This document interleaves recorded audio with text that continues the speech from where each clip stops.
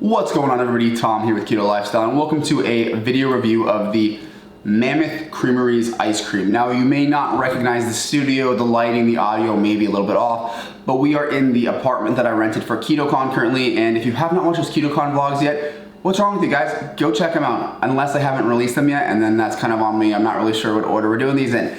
Anyway, well, I was down here in Austin. I went down to the Whole Foods and they had this Mammoth Creameries, and we do not have this in Vegas yet, so I wanted to give it a try. Later, I found out they were at KetoCon, so I didn't need to buy the whole pints, but I did anyway because, hey, I wanted to make sure I got a film of this because y'all know I like to review ice cream. So, here we have the vanilla bean and the chocolate peanut butter flavors. First of all, we're gonna go over the ingredients on both of them because last time I didn't do it on all the flavors and I only have two here, so I think it's actually beneficial to us. So let's start with the vanilla bean. It is heavy cream, grass-fed butter, xylitol, egg yolks, natural vanilla extract, vanilla bean seeds, and pink Himalayan salt. Now, I'm okay with all those ingredients for the most part. I really dislike xylitol. Why? Because it's not a zero glycemic index sweetener, and to me, that's kind of like, there are good options out there that make things sweet that are zero glycemic index. Now, it's still really low. I can't remember off the top of my head, but it's either 12 or 14, so it's not really gonna spike your insulin all that much in moderation. But if you were to eat the whole pint of this, like you could with like Rebel Creamery, you're definitely gonna have a reaction to this more than you are from like Rebel Creamery. That being said, I like the fact that, this is a lot higher fat. Now, if you look at the macros on this, it is per half cup, 260 calories, 26 grams of fat, 2 grams of protein, and 6 total carbs, with 1 being from sugars and 5 being from sugar alcohol. So we're talking 1 net carb per half cup. There's 4 half cups in this pint. So hey, technically you could do the whole thing for 4 net carbs, but I kind of find that to be a little bit fudged because like they're subtracting the sugar alcohols and it's not a zero sugar alcohol. So let's just call it a quarter of what sugar would be. So I'm actually gonna give them like 2 carbs per half cup.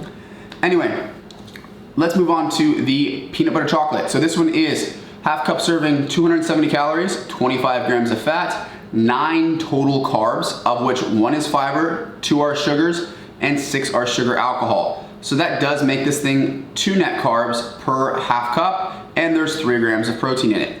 As far as ingredients go, there's heavy cream, xylitol, peanut butter, chocolate liqueur, egg yolks, grass-fed butter, cocoa processed with alkali, natural vanilla extract, and pink Himalayan salt. Again, I'm alright with most of the ingredients on here. I'm not a big fan of xylitol. Also, if you have dogs, I know, don't let your dog eat ice cream in anyway, but like, xylitol will kill them, so bear that in mind. But these have been out for, 25 minutes now since we got home from KetoCon, and I'm here to taste them. Y'all know I love vanilla beans, so we are starting with the vanilla bean. It is scooping pretty easily here, as you can see. Let's give it a taste. It's like a hint of vanilla bean. Like, I do taste the vanilla, but I don't know, it's mostly cream. Like, there's not a lot of sweet to it, not a lot of vanilla flavor. There's some texture to it from the vanilla bean. It's good, and in terms of a ketogenic ice cream, I think it's pretty good. And I do like the vanilla here better than I liked Rebels, but because of the xylitol, I'm actually gonna rank Rebel Creameries higher than this. If all you have is Mammoth, it's totally fine. You're better than Halo Top in terms of macros, even though Halo Top's flavor is better. I'd go with this, but if you can find Rebel Creamery, go with the vanilla from them because the macros are much better and you don't have to deal with the xylitol. Moving on to the chocolate peanut butter. Now, I thought this was gonna be like a chocolate chunk or whatever, but no, it just looks like a chocolate ice cream. You can see I just checked a couple places to make sure it was thaw enough to do this video. But let's go and get a scoop of this.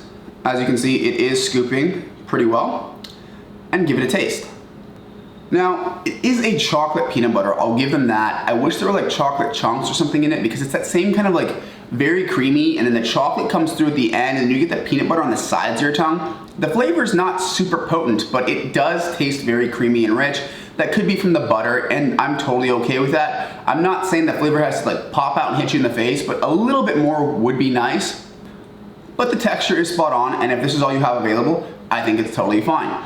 So let's talk about, again, the ingredients and the flavors and just kind of give an overall review like I like to do with this. In terms of the ingredients, I'm going to give them a 4 out of 5 for keto ingredients. I think the use of xylitol was dumb. There are better options out there. If you're gonna give me the argument of, oh well, it needs to caramelize, it needs to this, it needs to that, use allulose. I've been using it a lot lately. I think it's probably the best keto sweetener we have at our disposal. I found some chocolate companies this week that use it instead of xylitol. They've swapped out their xylitol for allulose. So in all honesty, people are doing it. There's not really an excuse to be using xylitol anymore since it has a glycemic index of either 12 or 14, and there are 0 glycemic index sweeteners out there that can replace it super easily. Let's talk about the flavor.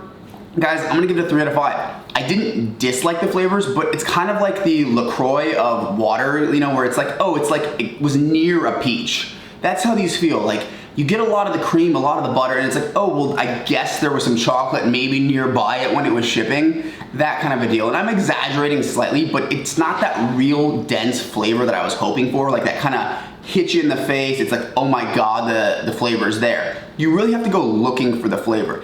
And that might be what some people are looking for, but for me, it's just not my taste. With that, guys, I'm gonna go and close the video. If you like this video, leave it a like. If you have any questions or comments, or maybe you have a different opinion on this product, go ahead and leave a comment in the comment section. And if you have not subscribed yet, do me a huge favor, guys. Hit that subscribe button, show some love, and I will see you in the next one.